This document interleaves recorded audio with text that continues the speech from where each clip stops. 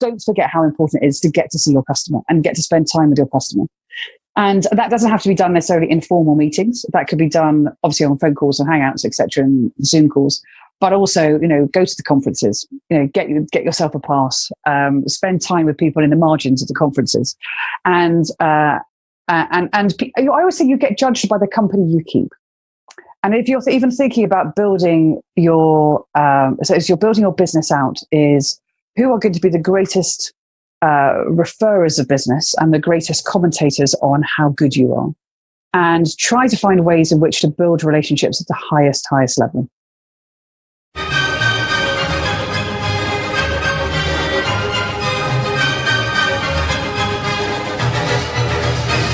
So you're a smart business committed to innovation, to service and to modern marketing, and you're asking, what's next? Wondering how you can become even more innovative.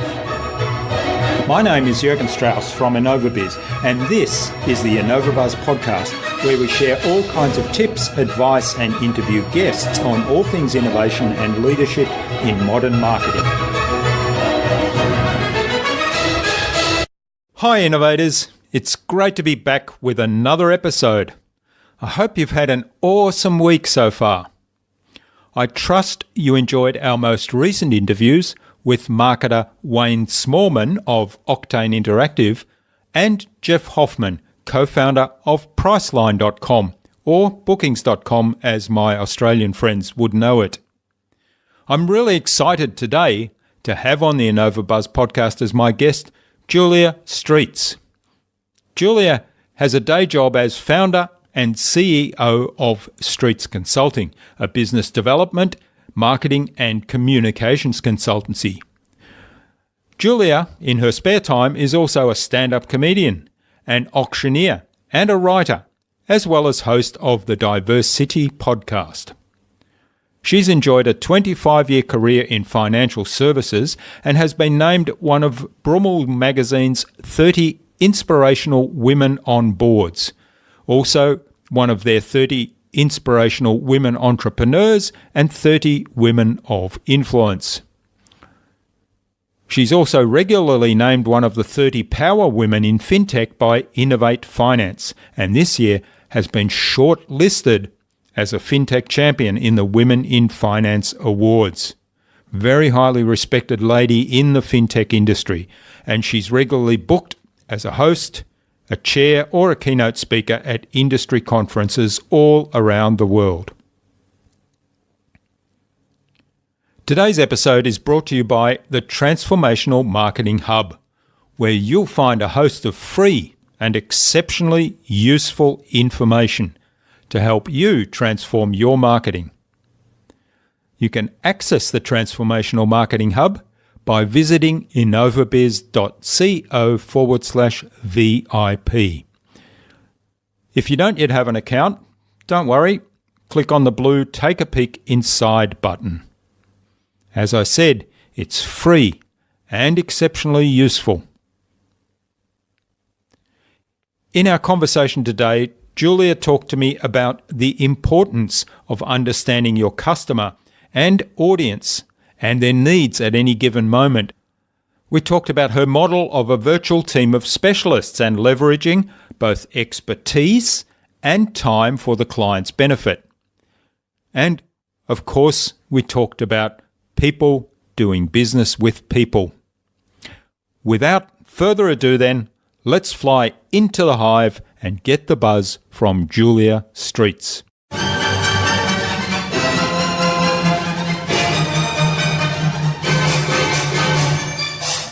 Hi, I'm your host, JuliaStreets from InnovaBuzz, and I'm excited today to welcome to the InnovaBuzz podcast, all the way from London in the UK, JuliaStreets, who's the founder and CEO of Streets Consulting. She's also host of the DiverCity Podcast. She's a mentor, a speaker, a host, a stand-up comic. So welcome to the podcast, Julia. It's a great privilege to have you as a guest. Hi, it's lovely to be here. Thank you. Gela Boscovich, who was our guest on episode 156 of the InnovaBuzz podcast, suggested that we interview you, Julia.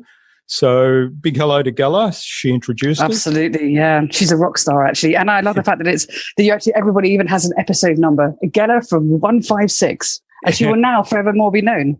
That's right. Now, you've built a very auspicious career in PR, in media, in digital marketing, advertising, design and print, social media, and so much more. So I'm really looking forward to our conversation today and digging into some of those aspects. And I know we've had a brief conversation in the past, and we're excited to explore some of those topics. But before we start talking about innovation, marketing, entrepreneurship, business, and so on, tell us a little bit about your background. Give us a really high-level snapshot of how you got to where you are today and what were some of the pivotal moments in that journey. Sure, with pleasure. And it's been sort of a strange, in some regards, it's been a very planned route. In other ways, it's been a very strange, accidental route.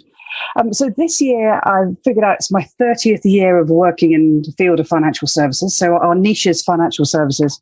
And that's everything from, global capital markets through to fintech innovation and everything in between. So I sit here in the UK, but I travel a lot. I have clients all around the world. And that kind of is born from sort of 2 or 3 key kind of milestones in my career, really. One of them was I'd always loved working in financial services. And I was particularly fascinated by the dot-com boom.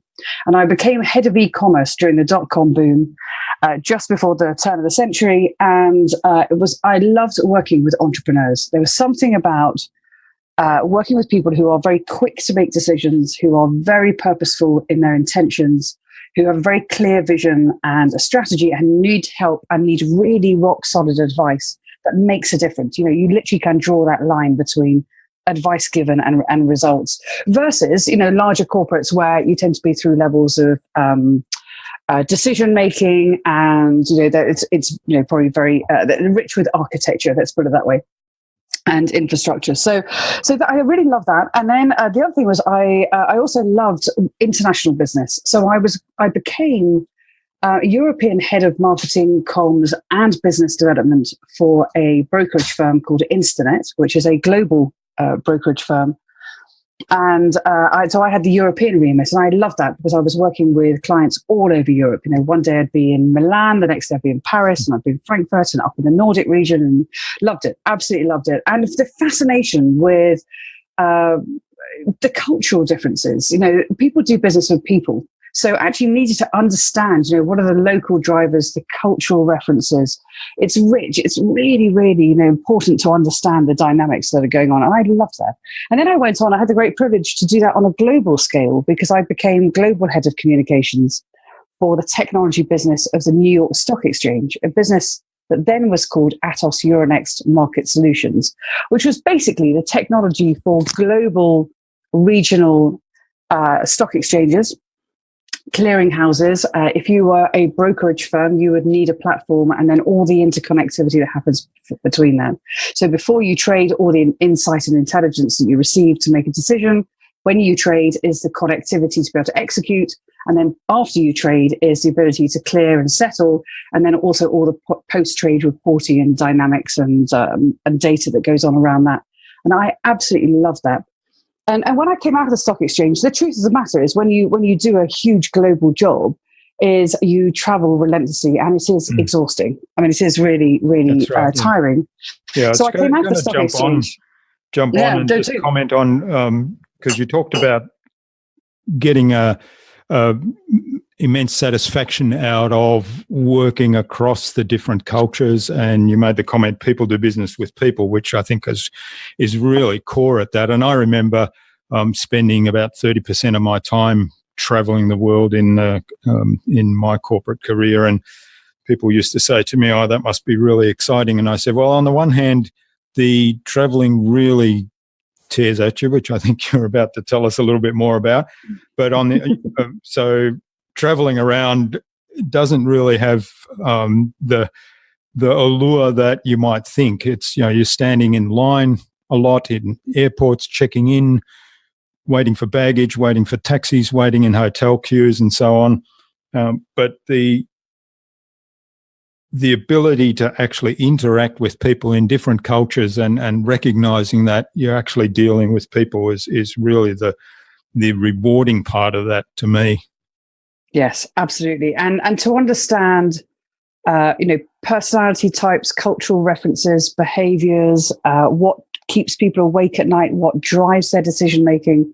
And decision making is driven by everything from the macro, the regulation, the industry dynamics, right the way down to almost the very personal, which is, how am I going to get my bonus this year? How, when I've spent 20 years of my career building an empire, and you walk into my office and tell me that your technology is going to, remove 25% of my headcount, you're actually threatening my who I am actually as a human being and what I really care about. So that's really, it's a lesson that I learned very early, which is you cannot bounce around, particularly around Europe, assuming that Parisians behave exactly the same as people from Frankfurt or pick a country, literally pick a country. And then, of course, dynamics around, I refuse to talk about Brexit, but dynamics of change, within the European Union as well as without. So thinking about, Central Eastern Europe, thinking about the dynamics out east.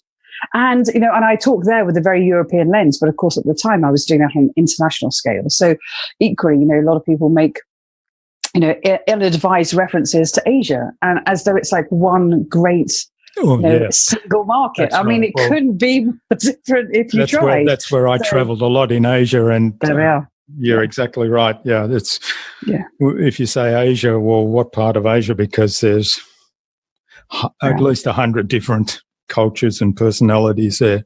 Exactly, and the states. So take the East Coast versus the West Coast, and then of course many of the cities in between, and what drives them. But also, if you're thinking of financial services, a lot of the pension fund money isn't held on the East Coast and the West Coast. A lot of it's held, in pension funds right the way across the US. And when you walk into, one state and go and talk to something, they have got very, very different cultural references. All right. So what is it that you do today with Streets Consulting, and why do you do that?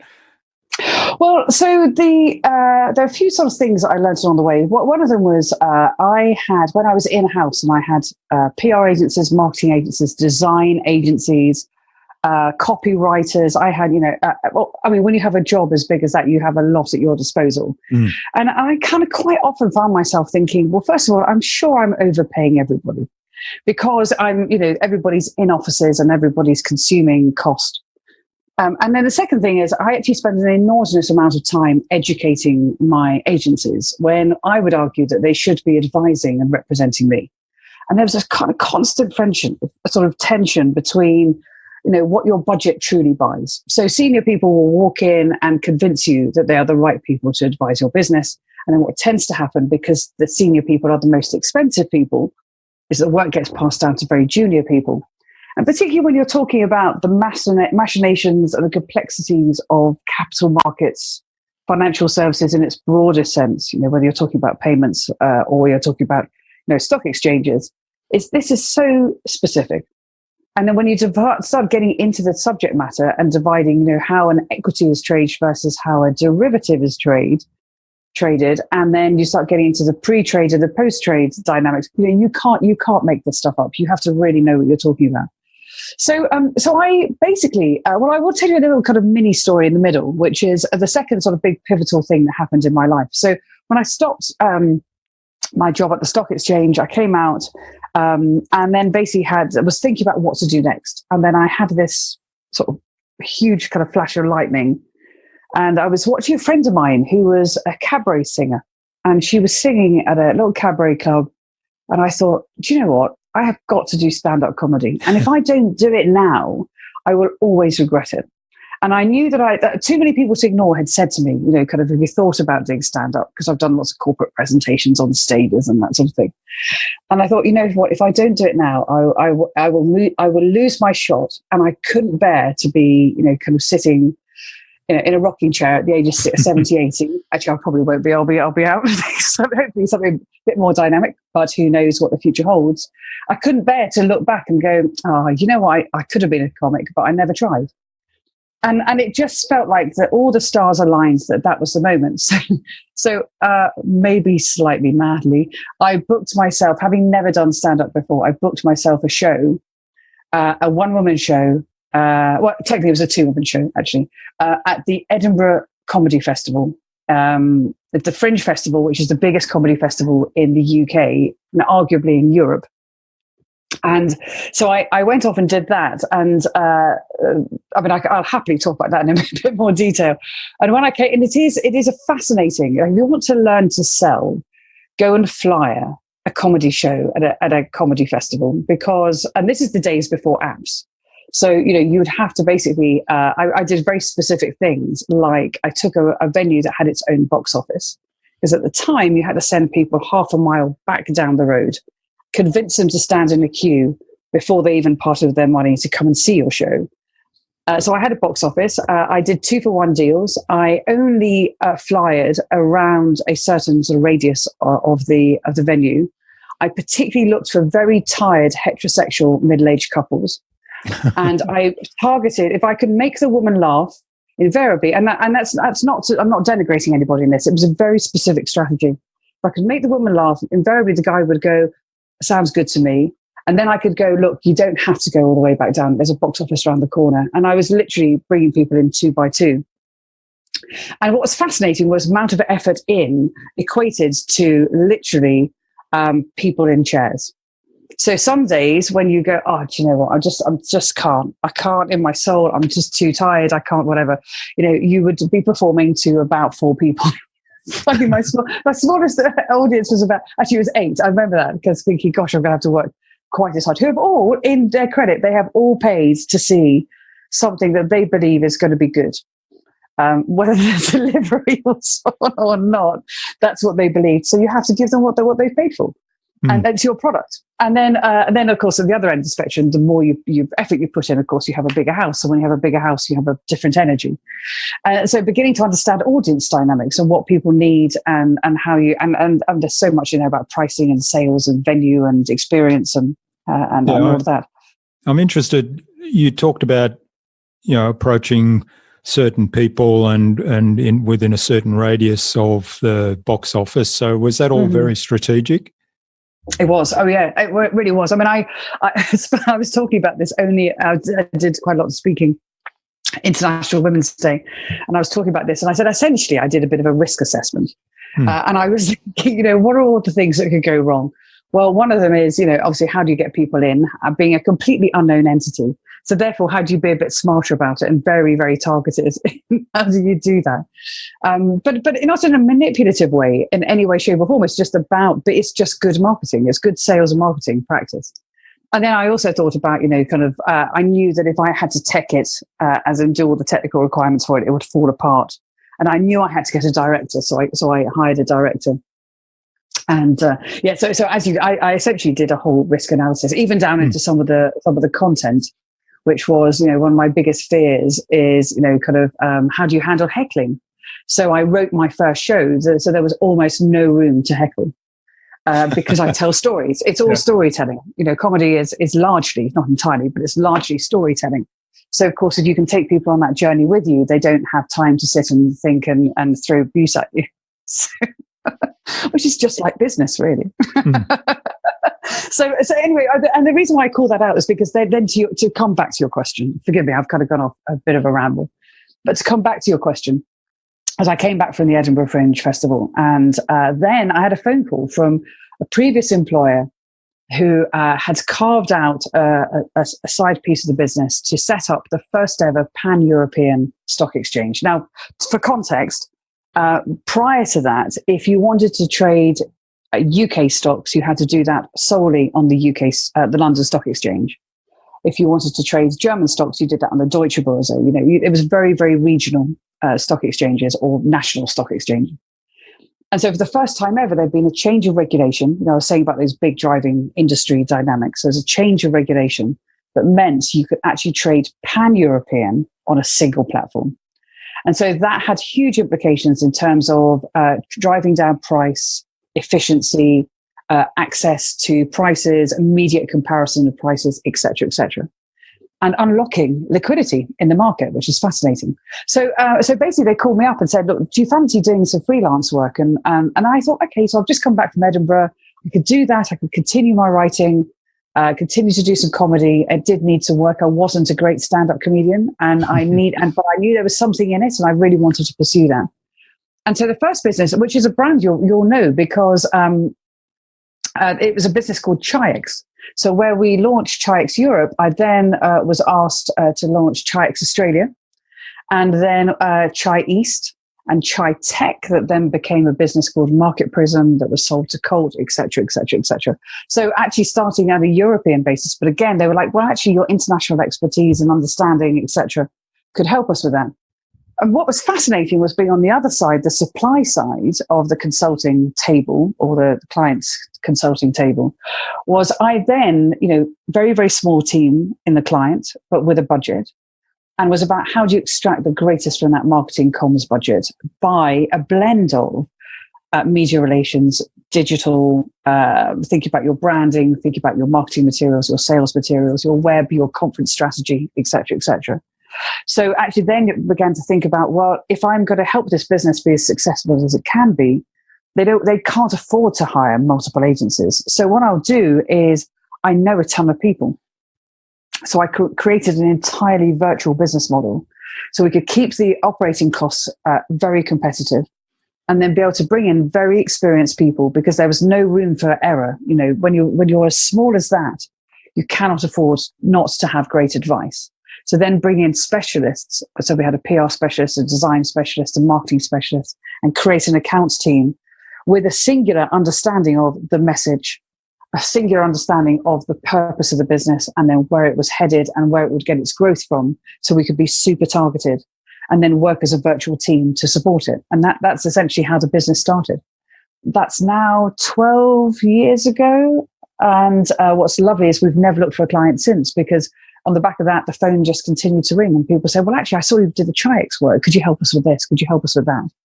And and here I sit, 12 years later, and we're still going strong. That's great. So the virtual team of specialists, so they're all people that have their own business and specialize in certain areas, and you basically pull them all together and manage the team, and you're the account manager, so to speak. Is that how it works? Sort of. Yeah, sort of. I wanted to think about, where is there a pool of talents? The risk is, if you work with lots of small businesses, is that again, those costs become a little prohibitive quite quickly, particularly for early stage businesses. And I really wanted to be at the sharp end because of the experience I'd had working during the dot-com boom. I loved working with entrepreneurs who wake up every day going, it's my money on the line. I'm now going to go and convince people to give us money. So you have to be really at the sharp end. So actually what I realized very quickly was that in my network were a lot of working parents, particularly mothers, who wanted to, who are incredibly experienced. I mean, amazingly experienced, who have been heads of marketing, heads of comms, senior journalists, copywriters, design, marketing specialists.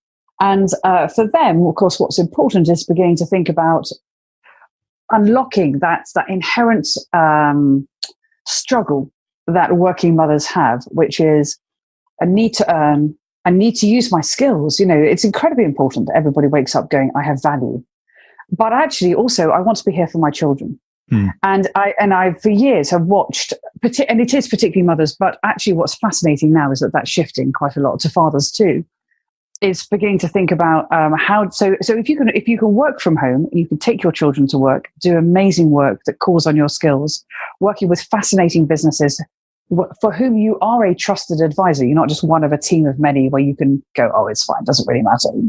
Actually, you're right up there with the CEO making critical decisions, and then you can create a very fascinating model, which means that the client's getting the best advice from very motivated, very happy, and well paid consultants who are also there for being, fulfilling that life work balance fulfillment.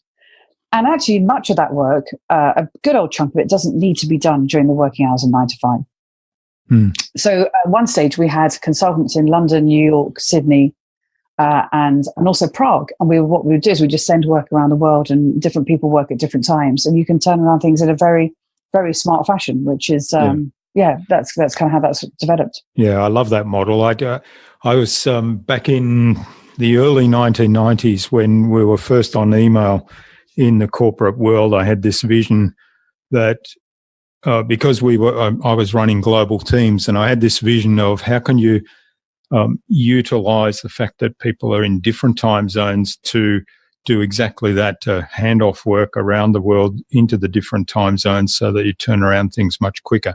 Of course, we were doing lots of work in laboratories with experiments that involved actually physically putting something together and then conducting tests on a physical entity. So it was a little bit tricky to actually do that, but it's something that I've always been fascinated by, and I really love to see how that's starting to happen now in today's. Well, what's really interesting age. Also is it all has to begin and end with what's right for the client. So there are some clients for whom it really matters that there's somebody, at their beck and call who can literally run into their office at any given moment. And there are some parts of our work that do require a lot of physical hand. But there's also a lot of behind the scenes research into thinking about the landscape, thinking about the drivers, thinking about, kind of researching events and conferences. There's no reason on earth why anybody has to be physically in an office, and also to have committed the greater part of, particularly in London, an hour or two simply getting there and getting home at the end of the day. That's right. In many regards. Yeah. And then that's what drives we stress. Talked about Asia before, but some of the Asian cities, the people commute 3 hours twice a day to a work office in some of the big cities, and it's just ridiculous, really. So I'm glad you pointed out the human part of it, because I'm very strong on, particularly in the marketing sense, but also the customer service part, which to me is part of marketing anyway, but having a human relationship. You said earlier, people do business with people, and I think that's important to keep that in mind at all times. But like you say, a lot of the back office stuff, research that doesn't involve kind of being in front of the client or direct client interaction, if you could turn that around much more quickly by utilizing different time zones and also bringing really specialist expertise to bear, that adds value to everyone. And, technology is a great enabler. And it's funny because 12 years ago, I'm like, well, we can do things on Skype calls. We can do things on, now, of course, we use Google Hangouts. You and I are chatting on Zoom. There are great ways in which you can use technology to work with that. What was fascinating was 12 years ago, people said to me, no, you've got to have an office. You have to have people need to see your front door. Your client has to be able to walk in the door. And I was like, well, why? Because actually I've also worked, big consultancies where they go, you walk in and you go, yeah, this is our bar and this is our very swanky reception. And the client's going, I know who pays for that, by the way. We all know who pays for that. And actually what they care about, and particularly, this part of the market, there's always a course room. I'm really keen to point out that there is absolutely a time and a place for that type of agency. But when you're working with people for whom money is really critical, also demonstrating an understanding and empathy for what keeps them awake at night, which is cash flow. So then also thinking about, well, actually you can make this very price competitive and they're very price sensitive. So you have a smarter engagement, actually, I think. The benefits flow the other way. They're right on top of their cash flow. So, I work with a number of corporates that, I'm now pushing 120, 150 days to get paid. The early stage entrepreneurs, that they want to know where their money is and they're right on top of it. And then the other thing, of course, as an entrepreneur myself, is I think about the same things they do. So you created a kind of parallel empathy almost for, seriously, what do you think about at the moment? Because these are the things that I'm thinking about. And they're like, yeah, I know. GDPR is a really fascinating example. The whole kind of privacy of data. And, every entrepreneur was going, oh my goodness, what am I going to do to tackle this? So you can begin to have different conversations on different levels, but they all impact the ability of that business to achieve what it hopes to achieve. All right. Now, you did talk a little bit about getting in front of customers and having that direct customer interaction. And I know how to get closer to a client is a topic that is close to your heart. So what advice do you have for anyone around understanding your customers better? The first thing is you've got to put in the legwork. So you have to go and see people, and certainly just to slightly counter what I was just saying about technology being present neighbor. Don't forget how important it is to get to see your customer and get to spend time with your customer. And that doesn't have to be done necessarily in formal meetings. That could be done obviously on phone calls and Hangouts, etc., and Zoom calls. But also, go to the conferences. Get yourself a pass. Spend time with people in the margins of the conferences, and I always say you get judged by the company you keep.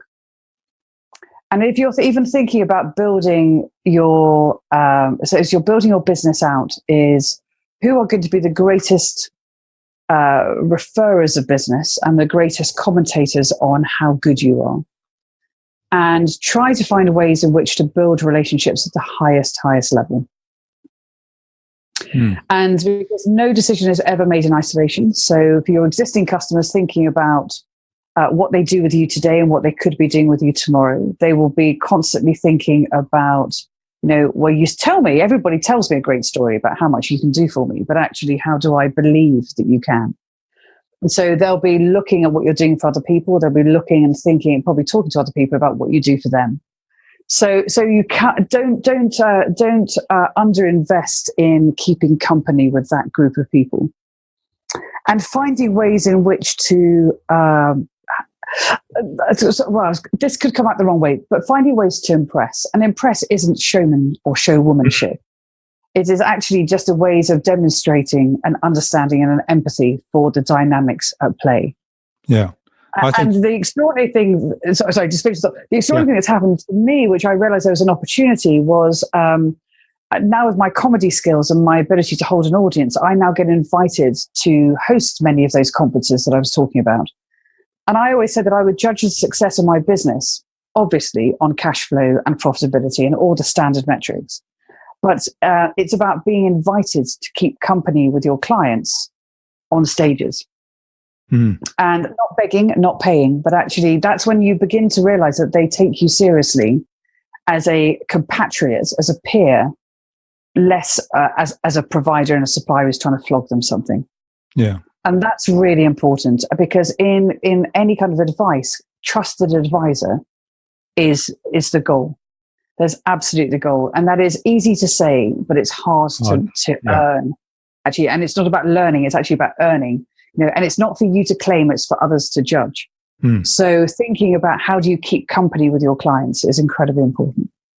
Yeah, and you said something earlier there about impressing, and I think, and you alluded to keeping the company with existing clients, but also looking at what are the other opportunities that you can help them.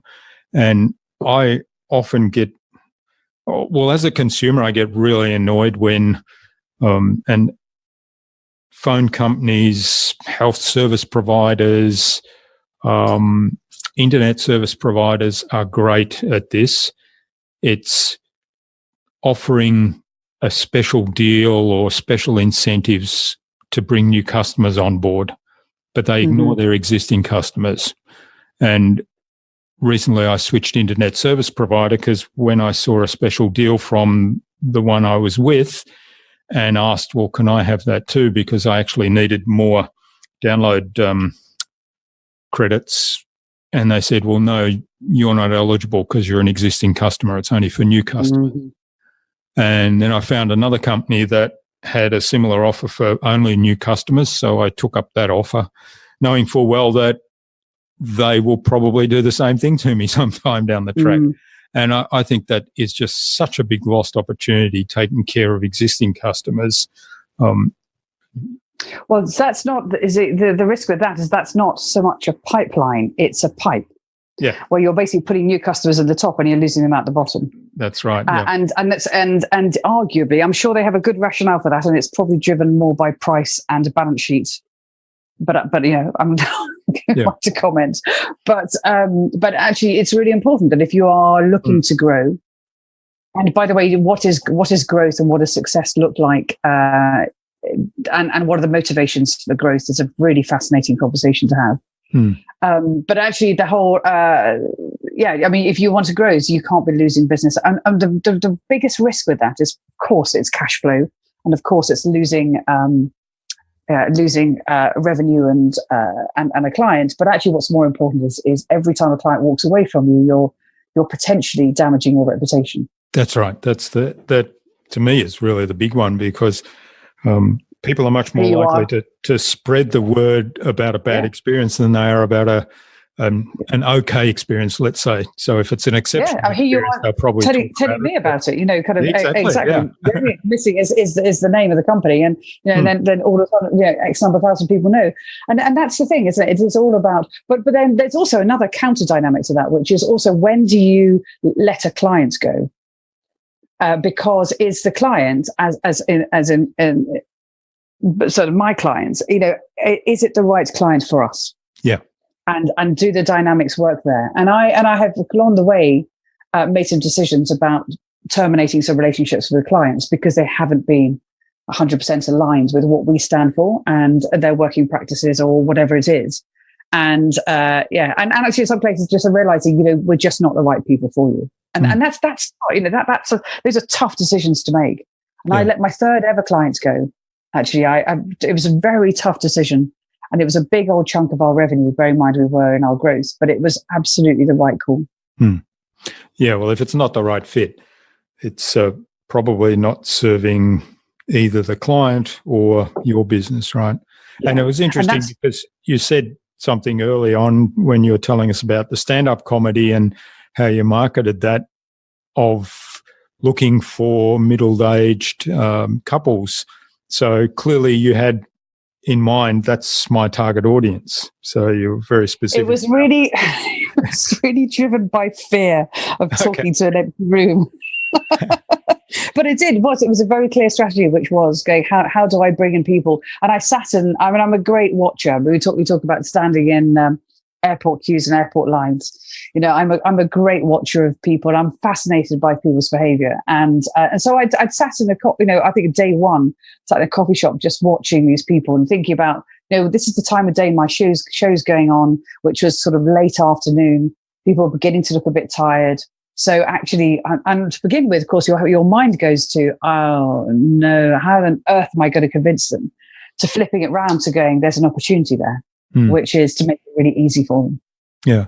So on the topic of stand-up comedy, what kind of things did you learn or do you learn from doing stand-up in terms of crafting great presentations? Or you mentioned that you're now getting invited to host a lot of conferences. So I'm sure you bring some of the skills that you've developed through stand-up into hosting conferences or hosting events. Absolutely. Yeah, massively. And it's been fascinating, actually. So half the art is how do you command a stage and an audience in the right way? We've probably all seen people do it in not so right ways, but this is where the skills come in, which is all about breathing. It's about having emphasis in the right places, thinking about what your audience needs.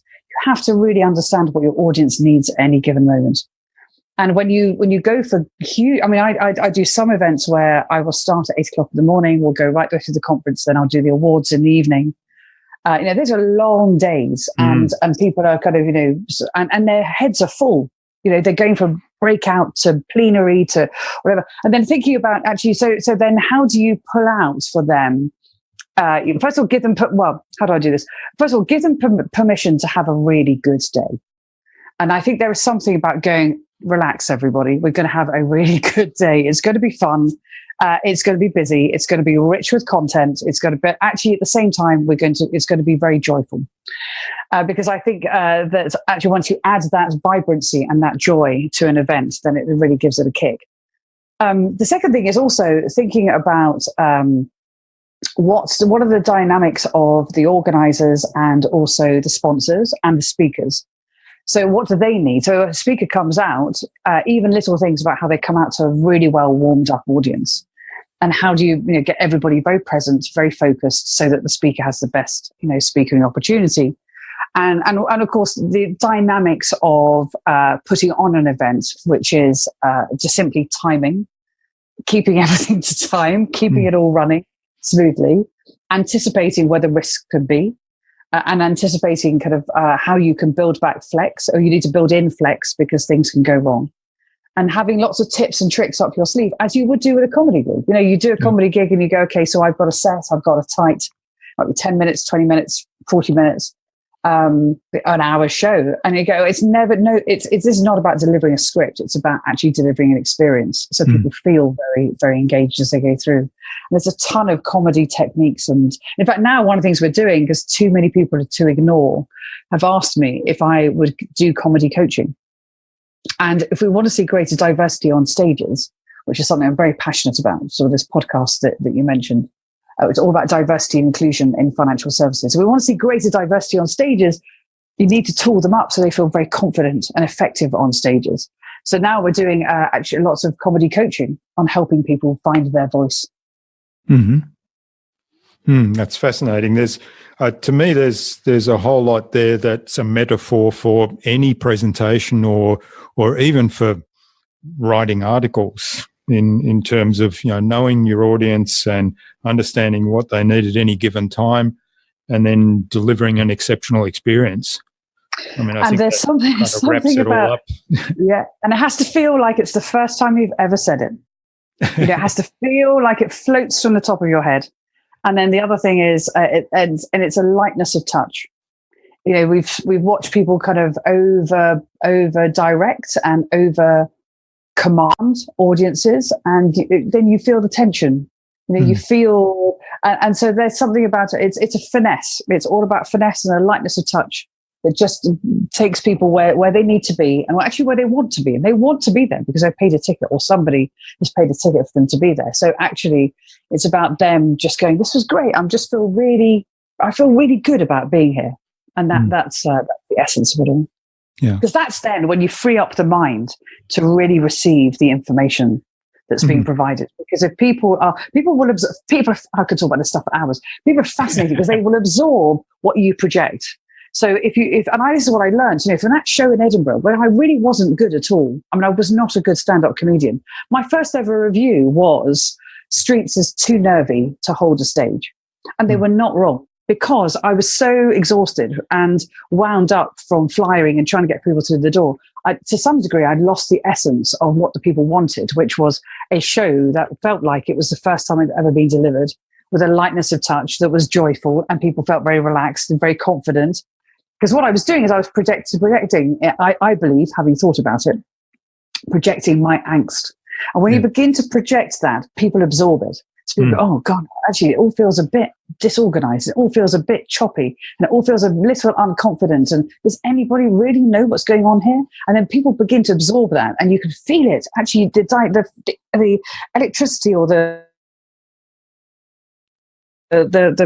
room feels very different. Whereas actually, if you guide and glide, oh, that's quite good. Actually, I should write that down. If you guide and glide people through it, they go, okay, so I feel good, right? So actually, all that stuff just cleared out of my head, and I'm actually focused on what I should be focused upon, which is learning.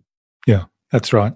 And you said something there that I think reminded me of something my business coach always says to me, which is, you know, you're there to serve the audience when you're doing a presentation, and whatever's going on for you, that's your stuff. You've got to leave that behind in that moment. And, you know, completely. It is never about you. And this is why I get it. And also because I've done a lot in comedy clubs. So I've sat in green rooms of comedy clubs watching comedians come on and off stages, and also doing it myself. And what's really interesting is listening to people kind of go, oh yeah, it wasn't my kind of crowd. Or you know, kind of they just didn't like it, or you know, kind of they didn't connect with my material. Go, no, you didn't. Probably, well, you didn't connect. Yeah, that's right. And I don't. It's very easy to kind of to criticize, but actually, there's a question there, which is: did you connect sufficiently with your crowd? Did you put out your material in a way that people could kind of catch on to it? And was your delivery strong enough? Did you you know, were you as good as you could have been? And of course, exactly as you say, there are days when you go, oh, I do not want to do this. I'm really tired. I wish I hadn't said yes to this. And then you have to pull yourself out of yourself, and you have to project yourself slightly bigger than you usually do. But slightly bigger doesn't mean slightly louder. Slightly bigger just means that's your physical presence as well as your voice and your energy, often from your eyes, actually. Because now, quite often, we'll present on stages that have a camera in the face with great big screens, which is utterly terrifying. Yeah. So, and if you start overdoing it, people go, whoa, too big. It's too big. But actually, then that's where your eyes come in. And the energy of the face and then the variety in the voice. I did say I could talk about this for a long time. I could talk about this for a long time too, but I think we're starting to get to that point where I think it's time to move on to the Buzz, which is our innovation round, and it's designed to help our audience who are primarily innovators and leaders in their field with some tips from your experience. So I've got 5 questions that I'll ask, and hopefully you'll give us some really insightful answers and inspire people to go and do something awesome today. So yes, let's go for it. Yeah. What's the number one thing anyone needs to do to be more innovative? To be on high alert about what younger generations are doing with their technology. Yes, that's good advice. And somebody pointed something out to me today which alerted me to a new opportunity. So I'm taking that on board myself as well. Brilliant. That's borne out to be true straight away. Love it. Yeah. What's the best thing you've done to develop new ideas? For me, the best thing I've done was really, the problem is it sounds very cheesy, but really listen to what people were saying to me. And when too many people to ignore say to you, you should think about doing stand-up comedy. And when too many people to ignore say to you, do you do comedy coaching? And too many people to ignore say, actually, could you come in and talk to us about X, Y, and Z? Those are signs. The universe is sending you, your customers are sending you signs. Yeah, that's right. Yeah, that's definitely great advice. And I've often it takes me about 5 times when people say something like that to me that I say, maybe there's something in that. And the mindset must always be, yes, that's entirely possible. That is entirely possible. To spend some time thinking about it, but also know when to say, yeah, but that is entirely possible, but we are not the people to do it. Yeah, that's not our specialty. Yeah, exactly right. But then what's fascinating is begin to think about who could be, and therefore, can you find a way to partner? Yeah. I've abused my one answer per question. Yeah.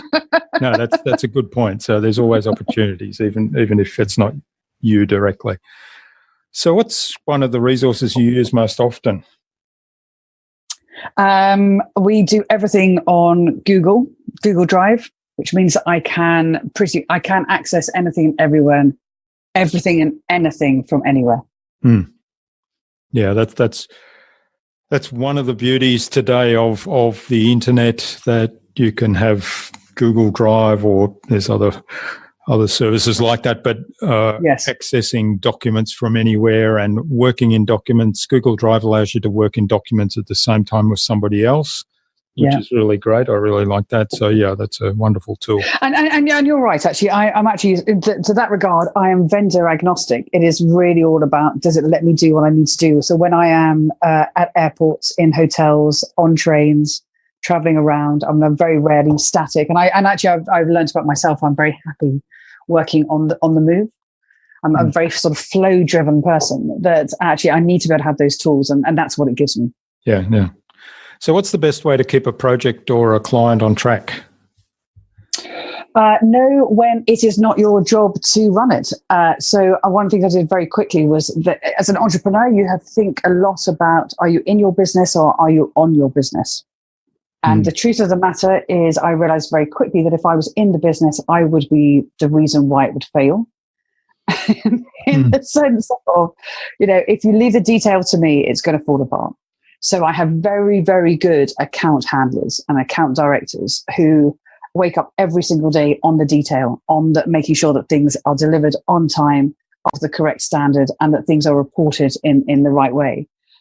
So that's basically client, we get the delivery done, as well as then it's my job to go, well, actually, I travel the world. I've been thinking about this and I've seen that, and this could apply to you. And what do we think? And then spending time on a much more strategic level.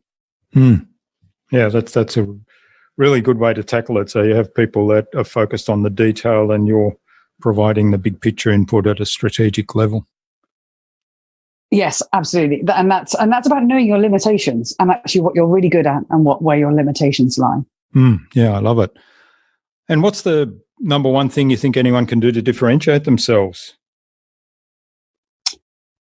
Simply, we're all human beings, and so know yourself.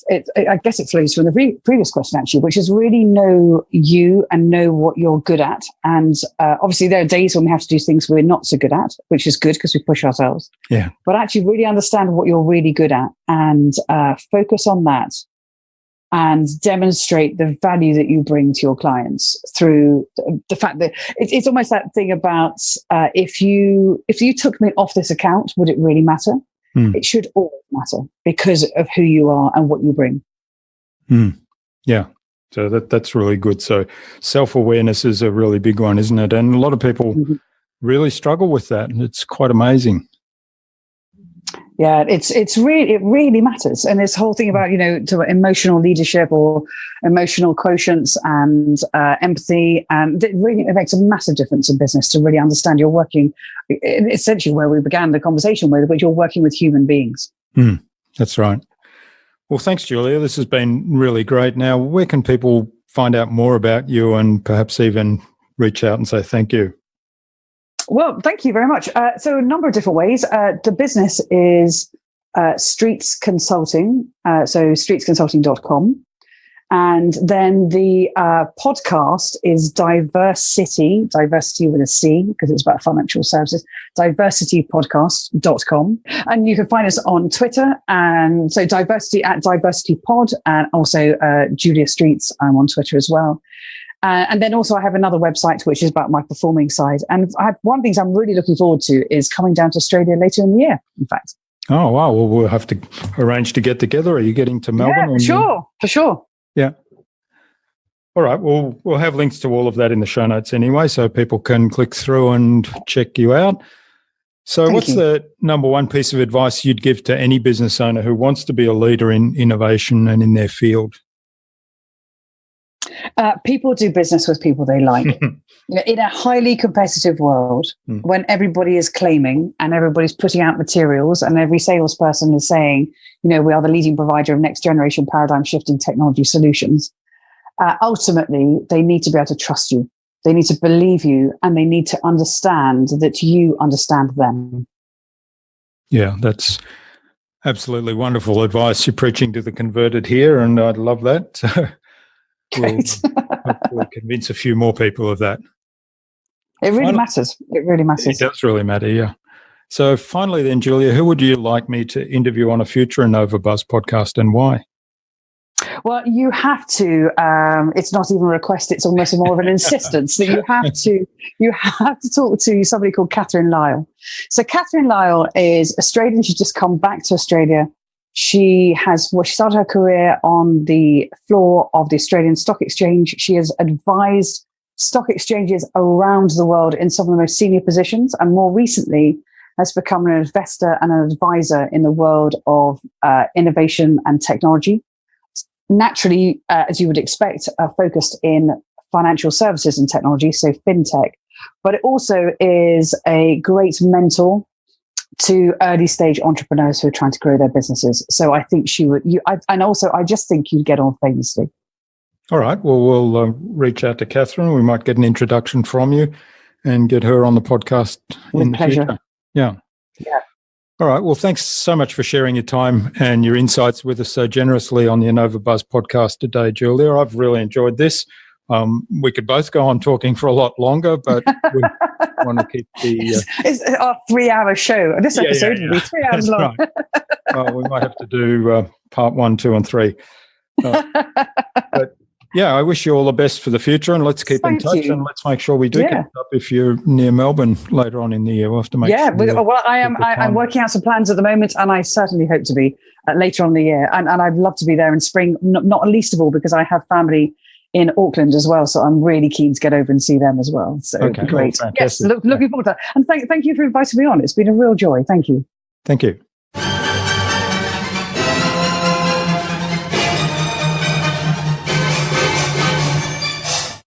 I hope you enjoyed that delightfully insightful and engaging conversation with Julia and, like me, found a lot of really valuable information in what she shared. Some things that I took away from this interview are listening to what people tell you to identify opportunities, knowing yourself through self-awareness and empathy, which puts you in a much better frame to know your customer, and of course, people do business with people. Great saying. I think I'm going to steal that too. I'd love to know what you took away from Julia's episode. Leave a comment below the blog post, which can be found at InnvoaBuzz.co/JuliaStreets. That is JuliaStreets, all lowercase, all one word, InnvoaBuzz.co/JuliaStreets. You'll also find contact information for getting in touch with Julia there, as well as links to her website, the Streets Consulting website, the DiverCity Podcast, as well as the other resources we spoke about in the conversation. Julia suggested we interview Catherine Lyle, the co-founder of Seismic Foundry, on a future InnovaBuzz podcast. So Catherine, keep an eye on your inbox for an invitation from us to the InnovaBuzz podcast, courtesy of JuliaStreets. Remember to visit InnvoaBuzz.co/VIP to access the Transformational Marketing Hub and all its free and exceptionally useful information to help you transform your marketing. Also, check out our Tales of Marketing Transformation show, where each episode will provide one valuable message to guide you on your transformational marketing journey. Tune in again next week to the InnovaBuzz podcast, where we've got more fantastic guests lined up, including Steve Glaveski, the author of the book Employee to Entrepreneur, and Tom Vergas, the founder of Cultural Synergies. Stay connected. Subscribe to the InnovaBuzz podcast so you'll make sure you'll never miss another episode. Head on over to InnovaBizz.co/subscribe. We'd also love you to leave us a review, because what you think matters to us. Take some of the ideas you've heard today and apply them in your business. Any thoughts, ideas, suggestions, or questions, then share them in the comments below the blog post. And remember, if you want to get better marketing results than you ever have, join our fantastic Facebook community at the Tales of Marketing Transformation Facebook group. All you have to do is go to InnovaBizz.co/TMA. It's free to join. I hope to see you there soon. Until next time, I'm Jürgen Strauss from InnovaBizz. Remember to be awesome and keep innovating.